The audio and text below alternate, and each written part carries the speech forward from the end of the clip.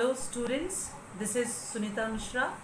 So as you know that we are studying the chapter chemical reactions and equations, and in that we have studied the various types of equations, reactions. So oxidation reaction, we have studied the combination reaction, we have studied decomposition reaction.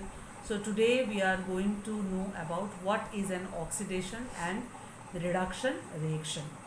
So previously you know that we are studying the oxidation and reduction in terms of oxygen or hydrogen. Okay, so now how can we define an oxidation or reduction?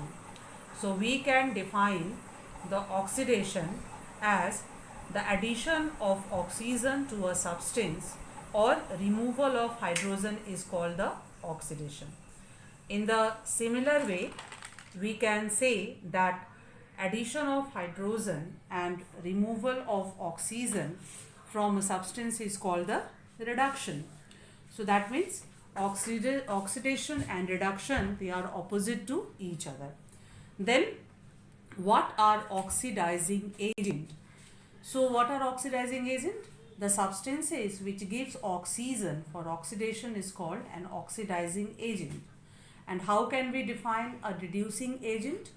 So we can define a reducing agent that the substance which gives hydrogen for reduction. Okay, that means the oxidation and reduction reaction takes place at the same time, and that's why this reaction are known as a redox reactions.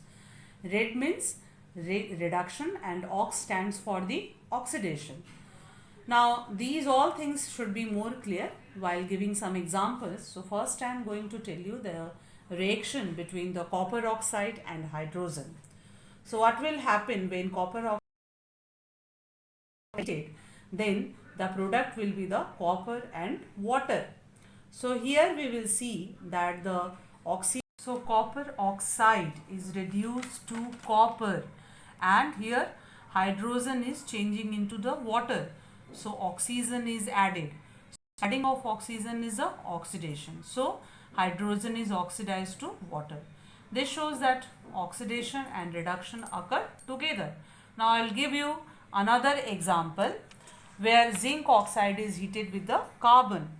Then what will form? Zinc metal and carbon monoxide are formed. Now here zinc oxide is losing oxygen to form the zinc.